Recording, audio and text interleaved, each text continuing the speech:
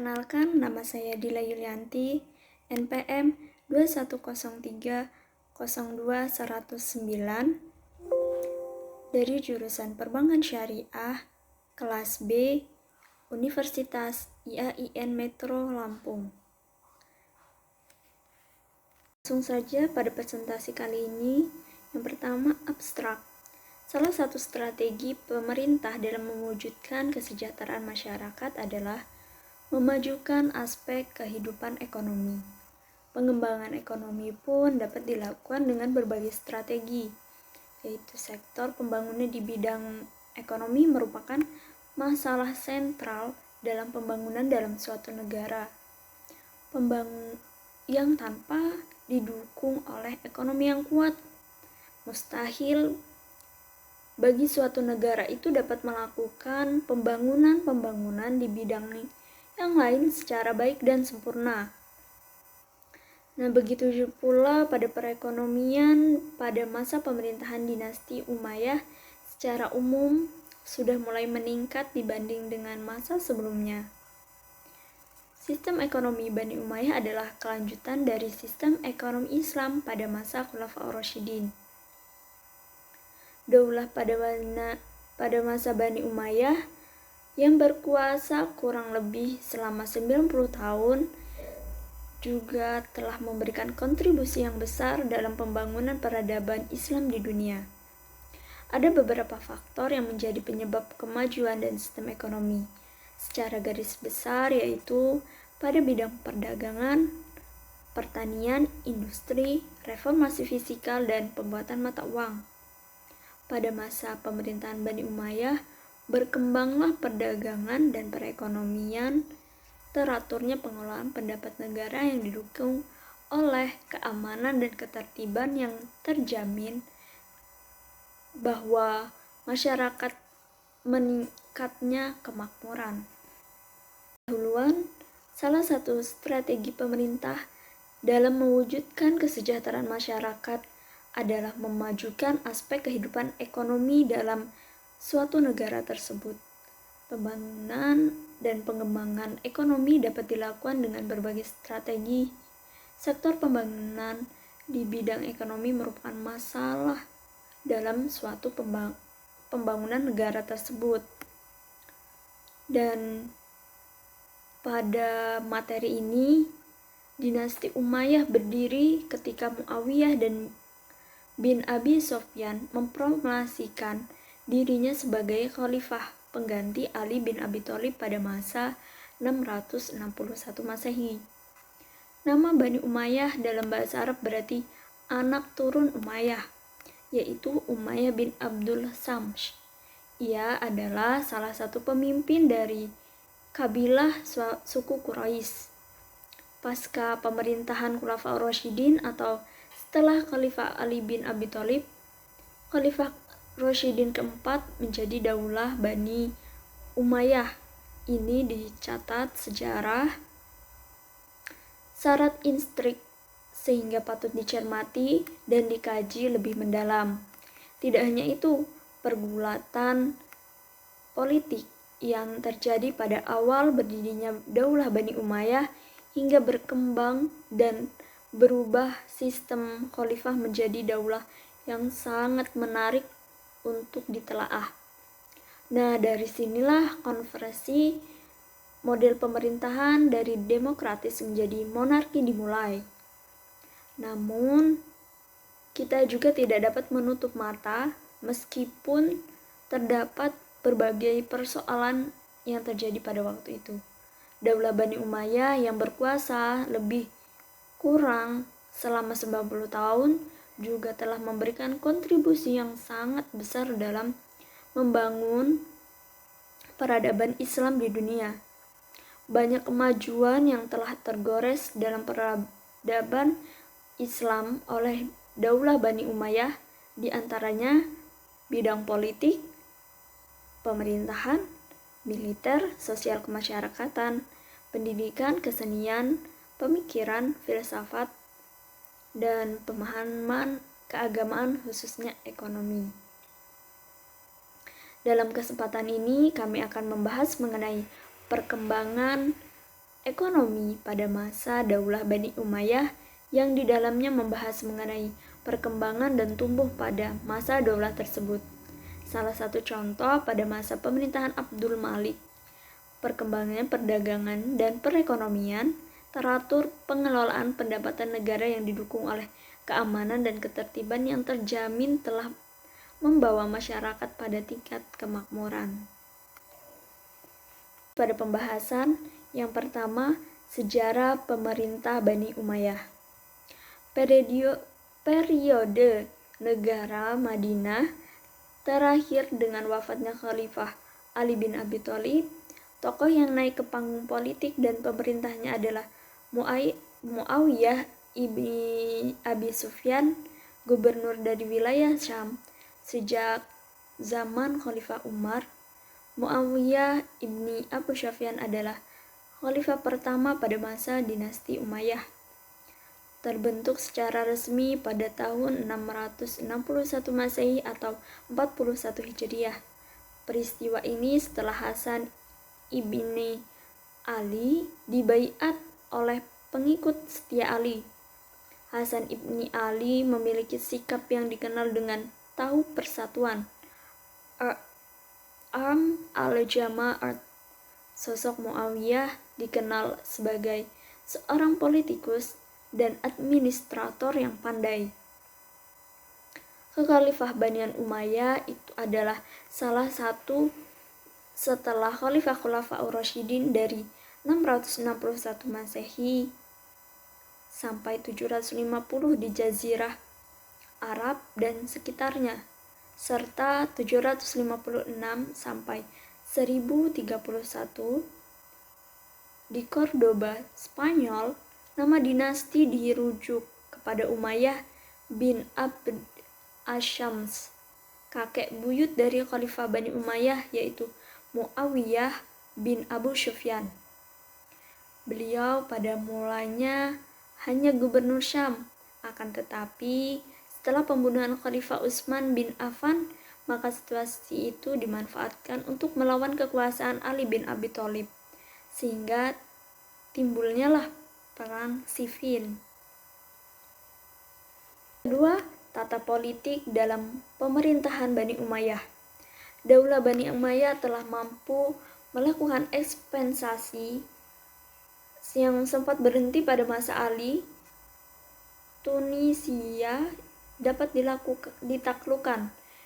Di sebelah timur, Muawiyah menguasai daerah Khurasan sampai ke Sungai Okus, dari Afghanistan sampai ke Kabul.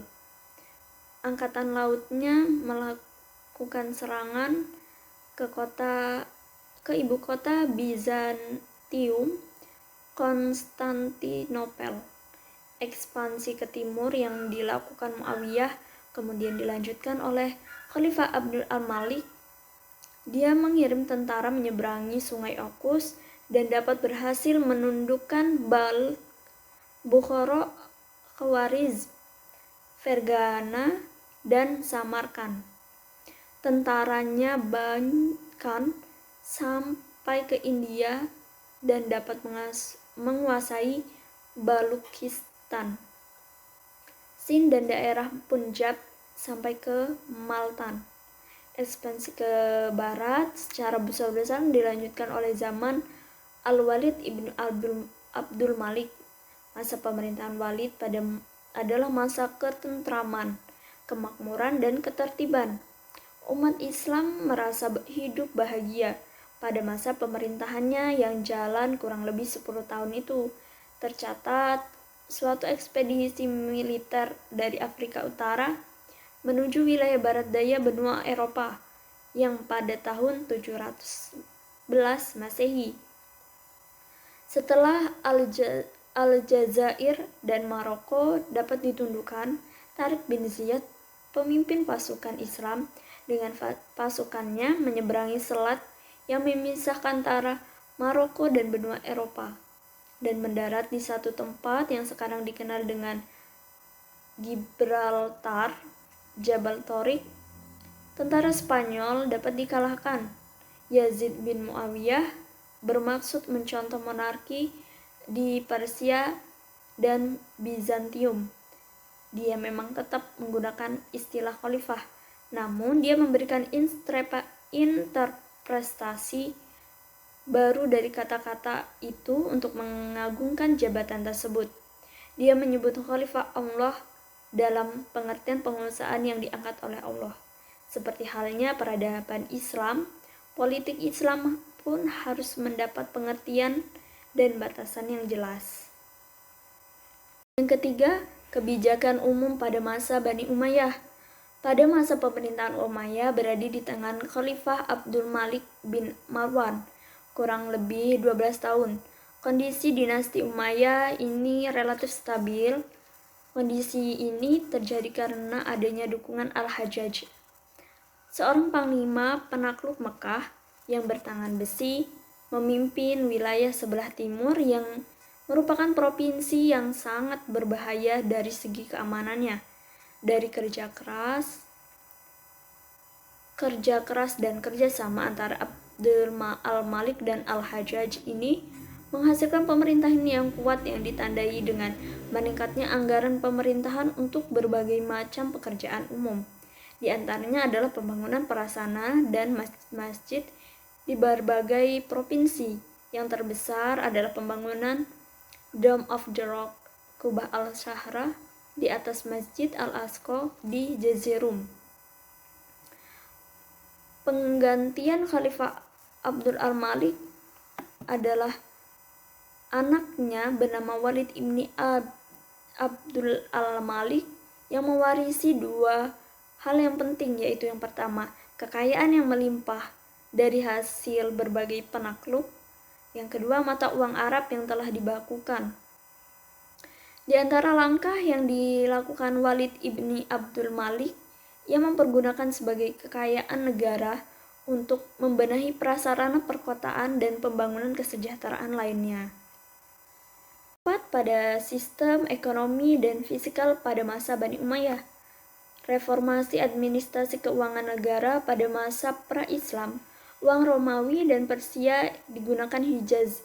Di samping beberapa uang perak himyar yang bergambar burung hantu Atik, Umar Muawiyah dan khalifah terdahulu merasa cukup dengan mata uang asing yang beredar, memungkinkan pada beberapa kasus terdapat kutip ayat Al-Quran terdapat pada koin-koin itu.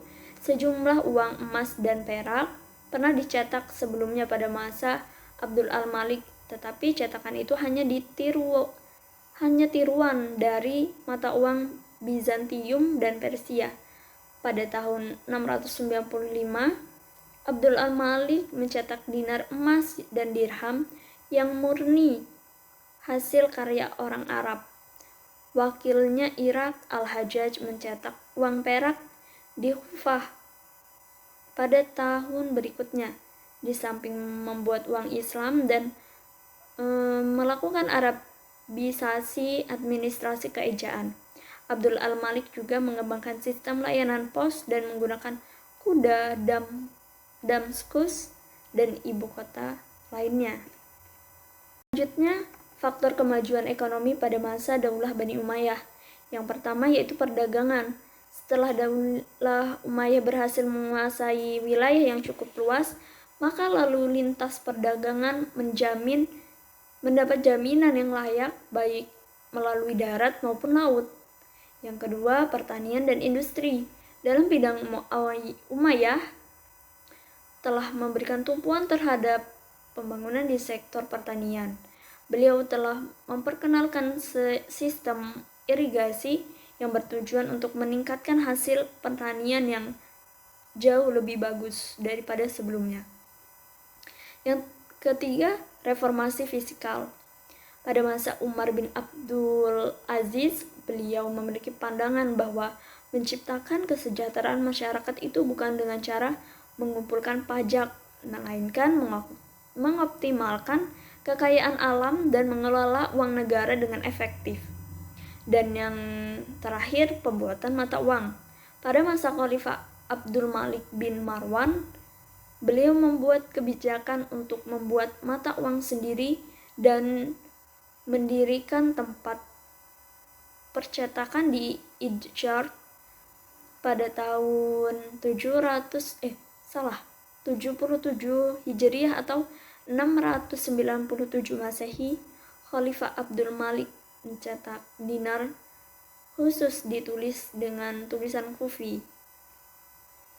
Selanjutnya, implikasi nilai-nilai persatuan dan kesatuan terhadap perekonomiannya pada masa dinasti Umayyah adalah sangat penting, sebab adanya persatuan dan kesatuan wilayah umat manusia yang luas tersebut akan menciptakan stabilitas keamanan yang terjamin, dan terjaminnya keamanan, maka lalu lintas perdagangan akan berjalan lancar, dan pada gilirannya akan meningkatkan perekonomian yang cukup stabil. Seluruh sumber-sumber pendapat tersebut dapat dikelola Departemen Pendapatan Negara, Diwan Al-Kharaj.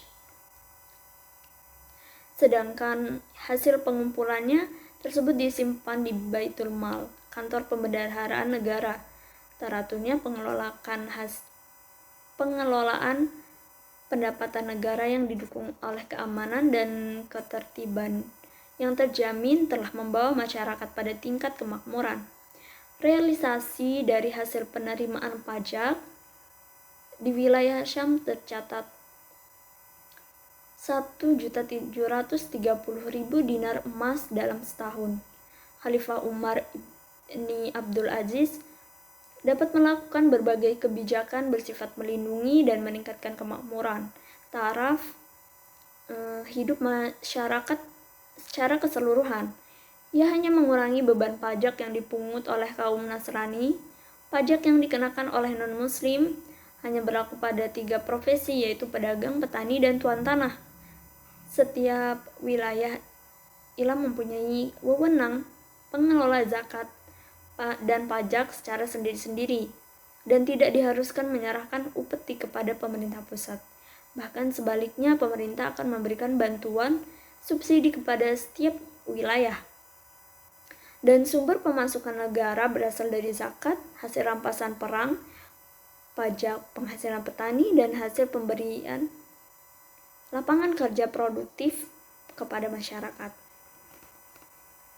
Penutup, perkembangan ekonomi pada dinasti Bani Umayyah sudah mulai meningkat dibanding dengan masa sebelumnya. Peningkatan perekonomian yang ada pada gilirannya akan membawa kemakmuran pada dinasti ini. Pada dasarnya tidak lepas dari kebijakan-kebijakan yang diterapkan para khalifah, di samping partisipasinya dan didukung masyarakat terhadap kebijakan-kebijakan tersebut. Peradaban Islam mengalami kemajuan yang sangat pesat dalam berbagai bidang pengetahuan agama, arsitektur, sains dan teknologi, dan lain-lainnya, khususnya ekonomi. Kemunduran dinasti-dinasti ini dikarenakan adanya banyak sebab, bisa dibagi menjadi faktor eksternal maupun internal.